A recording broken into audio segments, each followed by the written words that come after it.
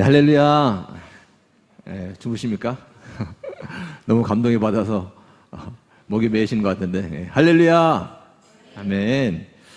하나님의 크신 사랑과 은혜, 또 위로와 평안과 능력, 그리고 그분의 세심한 돌보심이 오늘도 여러분과 여러분 가정 위에 차고 넘치시기를 예수님의 이름으로 축원합니다. 옆 사람과 인사하며 이렇게 말씀해 주시기 바랍니다. 은혜 위에 굳게 섭시다. 네.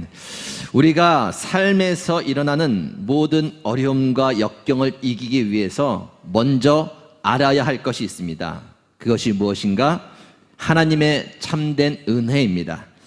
하나님의 참된 은혜란 무엇인가?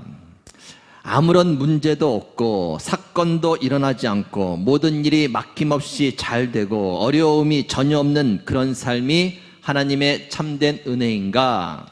아니다라는 것입니다. 오히려 하나님은 신앙을 가지고 이 땅에 살면서 힘든 일이 생기는 것을 당연하게 여기라고 말씀하십니다. 더 나아가서 기쁘게 여기라고까지 말씀을 하십니다. 하나님의 영광을 보기 위해 고난은 필수라는 것이죠.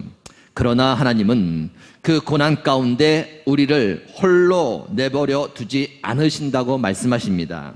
친히 우리를 온전하게 하시고, 친히 우리를 굳건하게 하시고, 친히 우리를 강하게 하시고, 친히 우리의 털을 견고하게 하실 것이다 라고 말씀을 해 주십니다. 그리고 이것이 바로 하나님의 참된 은혜라고, 그 은혜 위에 굳게 서라고, 그러면 어떤 어려움과 문제도 능히 감당해낼 수 있게 될 것이라고 말씀합니다.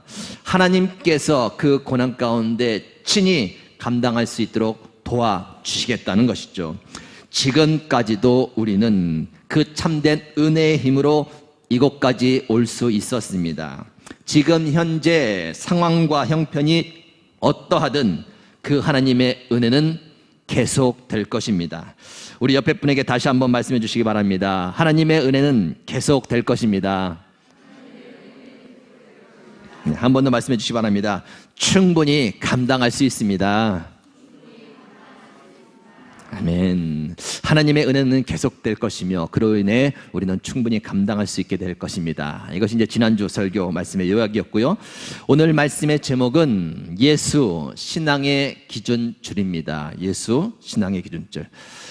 2020년이 이제 약 한 달 정도 남았습니다. 한 해가 어떻게 시작해서 또 어떻게 진행되어 왔는지 전혀 기억이 없을 정도로 거의 코로나 사태에 휩쓸려 여기까지 온 것 같습니다.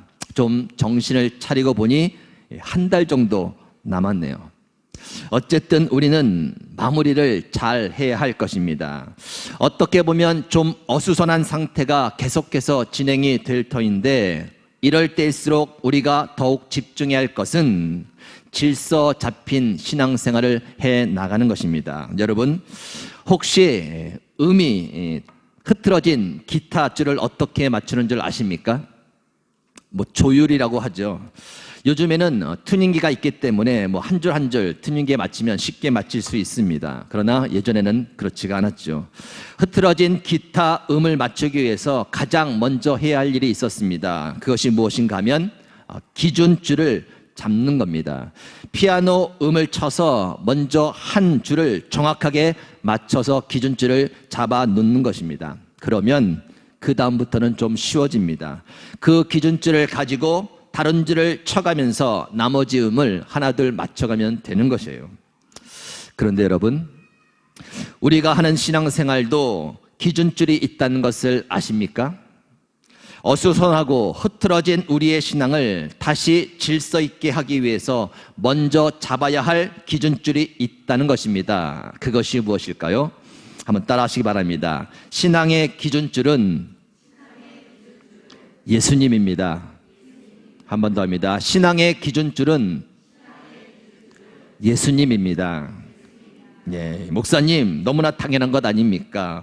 당연히 예수님이 우리 신앙의 중심이 되어야 하는 것이 당연한 것 아닙니까?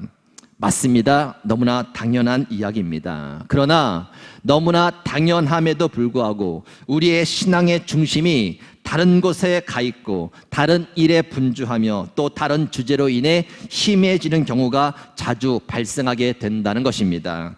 그러다 보면 어느새 기타줄이 흐트러지고 음이 맞지 않고 이상한 소리를 내듯이 우리의 신앙도 어느새 흐트러지고 음이 맞지 않고 이상한 소리를 내게 된다는 것입니다. 그래서 우리는 때때로 신앙의 줄을 맞춰야 합니다.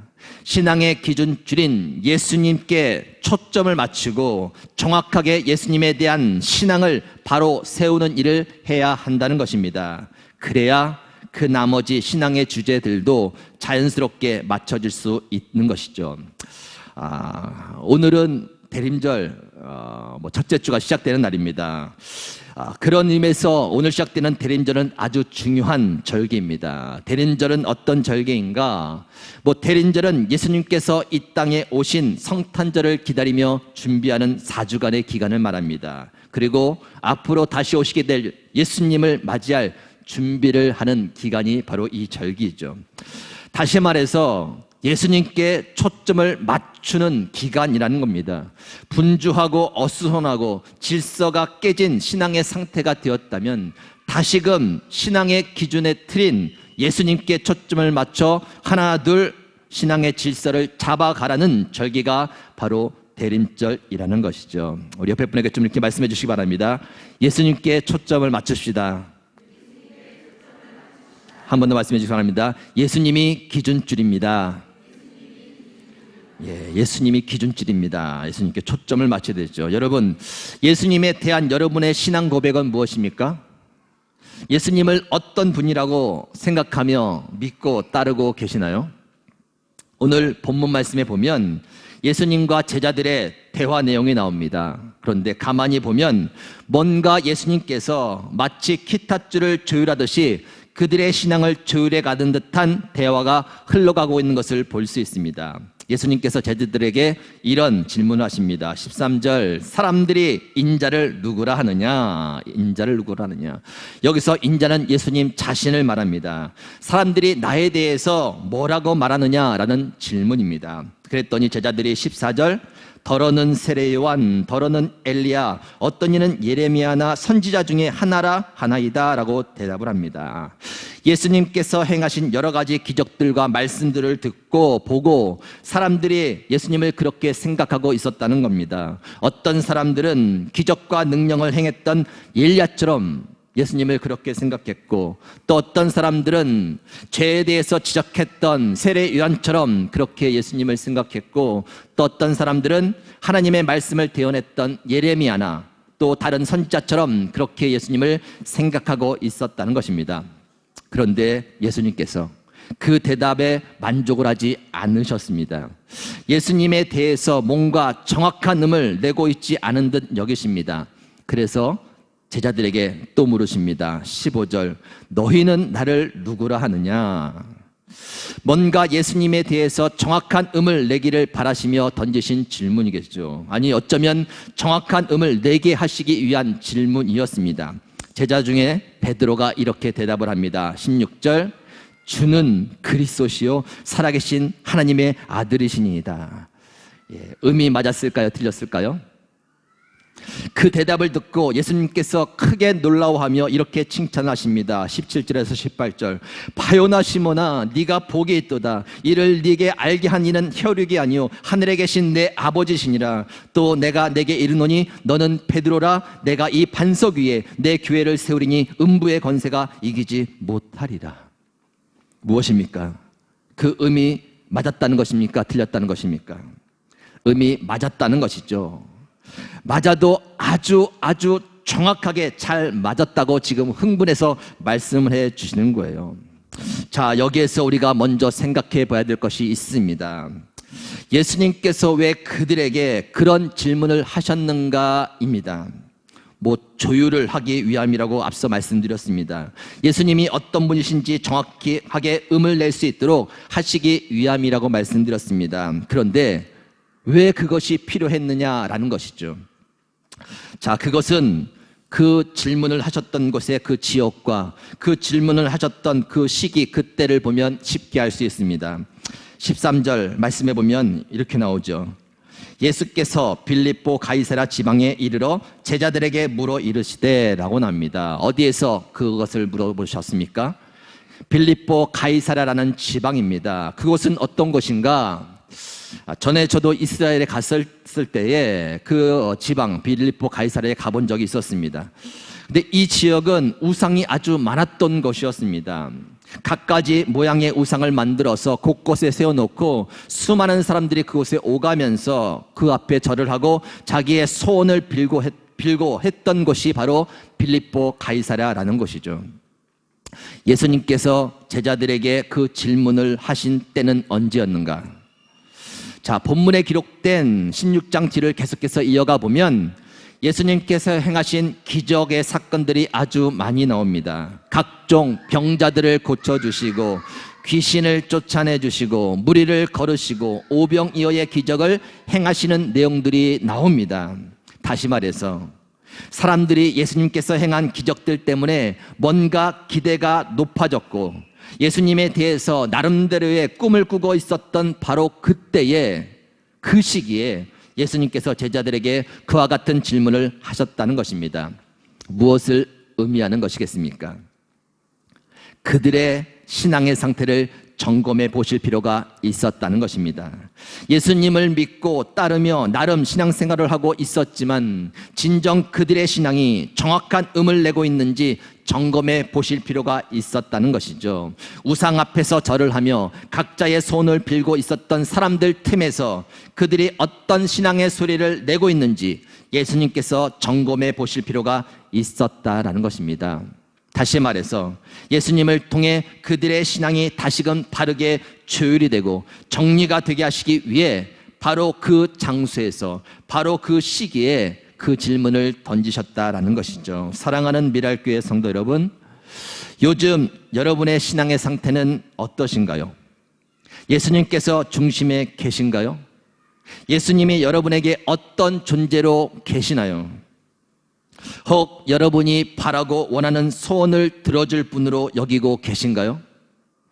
쌓여있는 여러분의 문제를 해결해주고 좀 더 편안하게, 좀 더 부유하게, 좀 더 세상에서 인정받는 삶을 만들어줄 분으로 예수님을 믿고 따르고 계신가요?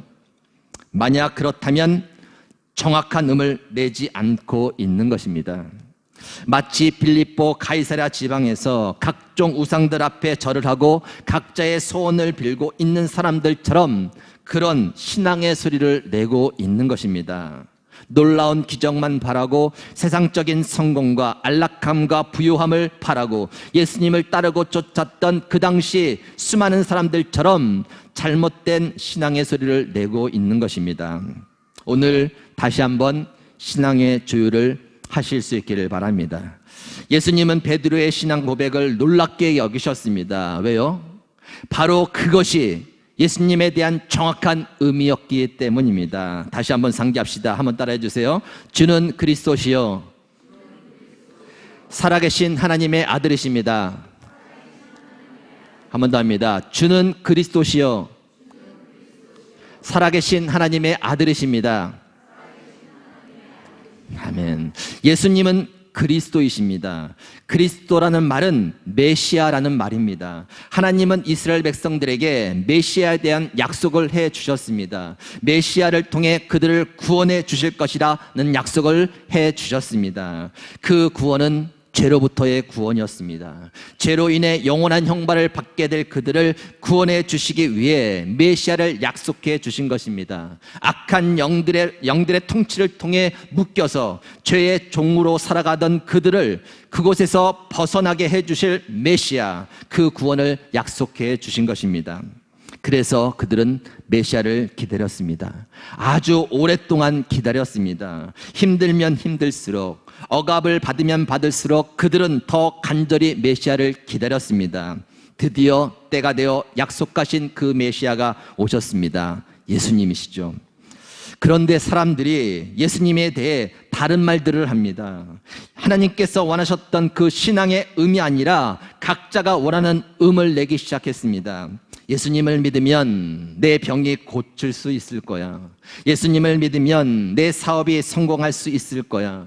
예수님을 믿으면 아무런 문제 없이 편안하게 잘 살 수 있을 거야. 예수님을 믿으면 자녀들이 잘 되고 세상 사람들이 부러워할 만큼 부유한 삶을 살 수 있을 거야. 예수님을 믿으면 나를 괴롭혔던 저 사람들, 로마 사람들을 멋지게 혼내줄 수 있을 거야.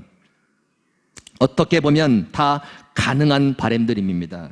예수님께서는 능히 병도 고쳐주시고, 예수님께서는 능히 사업도 성공하게 해주시고, 예수님께서는 능히 아무런 문제 없이 편안하게 살게도 해주시고, 예수님께서는 능히 자녀들이 잘 되게도 하시고, 예수님께서는 능히 세상 사람들이 부러워할 만큼 부유한 삶도 살게 하시고, 예수님께서는 능히 원수 같은 사람들을 혼내주실 수도 있습니다. 그러나 여러분, 그것이 과연 예수님에 대한 신앙의 정확한 의미라고 생각하시나요?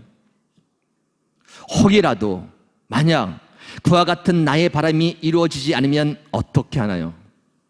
아니, 그 바람과 아주 반대되는 일들이 계속해서 일어나면 어떻게 되는 것일까요? 예수님은 더 이상 나에게 가치가 없는 존재가 되는 것인가요? 설마 그렇게 되겠느냐고 생각을 하시겠지만, 성경에 보면 예수님을 쫓았던 수많은 사람들이 그렇게 예수님의 곁을 떠나갔습니다. 처음에는 신이 났죠. 예수님께서 행하시는 기적들을 보며 큰 기대를 갖고 신이 나서 예수님을 따라다녔습니다. 그런데 시간이 지나면서 예수님의 기적은 하나둘 줄어들고, 이제는 죄의 문제를 드력하며 하늘나라 천국의 얘기만 하시는 예수님의 모습을 보면서 하나둘 예수님의 곁을 떠나가기 시작했다는 겁니다. 물론 이와 같은 현상들은 지금도 오늘날에도 계속해서 일어나고 있고요. 혹 예수님의 곁을 떠나지는 않는다 할지라도 신앙에 대한 흥미를 잃고 그저 형식적으로 마지못해 신앙생활을 하는 사람들도 많이 있다는 것입니다. 무엇입니까? 모두가 다 예수님에 대한 잘못된 신앙의 음을 내고 있다는 것입니다. 예수님에 대한 정확한 신앙의 음을 내어야 그로 인해 신앙의 다른 주제들이 질서가 잡히고 바른 신앙생활을 할 수 있는 것인데, 그것이 잘못되어 있으니 그 결과가 그렇게 될 수밖에 없다는 것입니다. 조율을 해야 됩니다. 먼저는 예수님에 대한 신앙의 정확한 음을 잡아 놓아야 됩니다. 조율을 해드립니다. 마태복음 1장 21절입니다. 아들을 낳으리니 이름을 예수라 하라. 이는 그가 자기 백성을 그들의 죄에서 구원할 자이심이라 하니라. 예수님은 우리를 죄로부터 구원해 주시는 분입니다.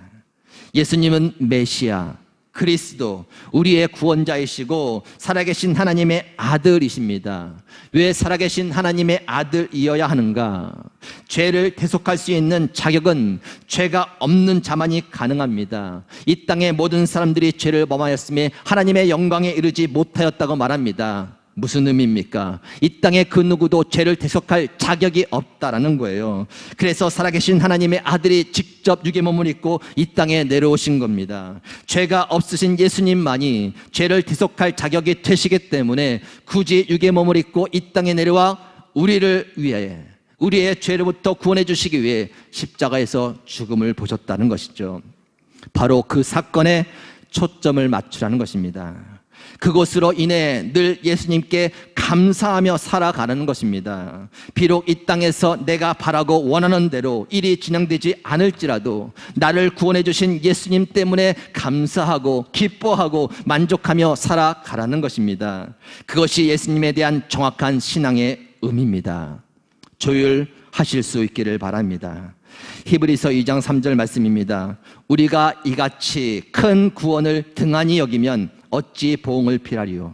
우리가 이같이 큰 구원을 등한히 여기면, 큰 구원을 등한히 여기면, 많은 사람들이 구원을 대수롭지 않게 생각한다는 것입니다. 처음에는 감격이 있었겠죠. 감사가 있고 눈물이 있었겠죠. 나 같은 죄인 살리신 주 은혜에 놀라와 잃었던 생명 찾았고 광명을 얻었네. 목 놓아 그렇게 찬양을 불렀겠죠. 그런데 시간이 지나면서 구원에 대한 감격이 사라졌다는 겁니다. 묻어졌다는 거예요. 별것 아닌 것처럼 그렇게 작게 여기게 되었다라는 것입니다. 그렇게 되면 어떻게 되는가?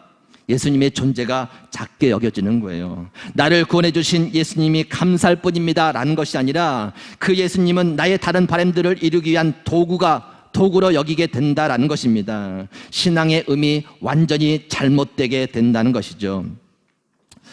여러분에게 구원의 감격과 그 감사가 다시 한번 회복되기를 주님의 이름으로 축원합니다. 사도 바울은 이렇게 고백을 합니다. 자기가 가지고 있던 모든 것, 지식, 출신 성분, 또 쌓은 업적들, 의의들, 이 모든 것들을 배설물로 여긴다고. 왜요? 그리스도를 얻기 위해서.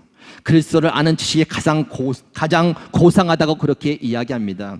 왜 그럴까요? 자신이 바라고 원했던 소원했던 것들이 다 예수님께서 이루어 주셔서 그런 고백을 하는 것일까요? 죄로 인하여 죽었던, 죄로 인하여 영벌을 받을 수밖에 없는 자신을 위하여 이 땅에 내려와 십자가 위에서 죽으심으로 자신을 구원해 주신 그 은혜의 주님이 감사해서 그렇게 고백하는 거예요. 나는 질그릇이요 내 안에 담겨있는 분, 그분은 보아라고, 예수님을 보아라고 그렇게 고백합니다. 왜 그럴까요? 날마다 바라고 원했던 것들을 다 이루어 주셨기 때문에 나에게 보아라고 고백하는가요? 죄로 인해 죽었던 자신을 살리기 위하여 이 땅에 내려오셔서 십자가에 피 흘려 죽으신 그 예수님의 사랑과 그 은혜가 너무나 감사해서 그분이 나에게 너무나도 가치 있는 분이기에 보아라고 표현하고 있는 겁니다. 정확한 음을 내고 있다는 겁니다. 힘들 때에도, 어려워질 때에도, 자신이 바라고 원하는 것이 이루어지지 않을 때에도 그의 음은 흐트러지지 않습니다. 늘 주 안에서 감사하라고, 늘 주 안에서 기뻐하라고 그렇게 선포하고 있다는 것입니다. 정확한 음을 내고 있다는 거예요. 여러분, 오늘 94절 함께 찬송을 불렀습니다. 주 예수보다 더 귀한 것은 없네. 이 세상 부귀와 바꿀 수 없네. 2절. 주 예수보다 더 귀한 것은 없네. 이 세상 명예와 바꿀 수 없네. 3절. 주 예수보다 더 귀한 것은 없네. 이 세상 행복과 바꿀 수 없네. 여러분, 저도 이 찬양을 부르는데 많이 양심에 찔림이 있더라고요. 진짜 내가 그 무엇보다 예수님을 귀하게 여겼는지, 세상의 부귀와 명예와 행복보다 예수님을 더 귀하게 여겼는지 나도 모르는 사이에 음이 다 흐트러져 있더라고요. 조율을 해야 됩니다. 조율을 해서 다른 어떤 이유가 아니라 나를 사랑하시고 나를 구원해 주기 위하여 이 땅에 내려와 십자가에 피 흘려 죽으셨던 그 구원의 그 은혜와 감격 가운데 감사하며, 그것이면 족합니다. 그것이면 최고입니다. 그것이면 전부입니다. 예수님이 나의 보화이십니다. 그 무엇보다도 예수님보다 더한 것은 없습니다. 세상 부귀와 행복과 명예 바꿀 수 없습니다. 그렇게 정확히 조율될 때 이 찬양의 고백이 진실된 고백이 되는 줄 믿습니다. 여러분, 조율하시기 바랍니다. 오늘부터 시작되는 대림절 첫 주, 대림절은 예수님이 태어나신 성탄절을 맞이하기 위해 준비하는 기간이죠. 그리고 다시 오실 예수님을 맞이할 그 준비의 기간입니다. 다른 말로 하면 예수님께 초점을 좀 맞추라는 거예요. 또 코로나 사태로 인하여 또 우리 삶에 허우덕거리면서 붙잡아야 될 것, 또 진정 붙잡아야 될 것 놓치며 이리저리 흐트러져 있는 우리의 신앙을 다시 한번 잘 조율해 보라는 것입니다. 그 조율의 신앙의 기준줄은 예수님입니다. 예수님이 여러분에게 어떤 존재인지 다시 한번 조율하시기 바랍니다. 주는 그리스도시고 살아계신 하나님의 아들이십니다. 이 고백 가운데 다시 한번 여러분의 신앙이 하나둘 잘 조율되어서 여전히 지속되고 있는 이 코로나 사태 가운데 여러분 그 구원의 은혜와 감사와 감격 가운데 모든 것들을 넉넉히 이기며 끝까지 승리하며 전진하는 모든 미랄 가정 여러분이 되시기를 예수님의 이름으로 축원합니다.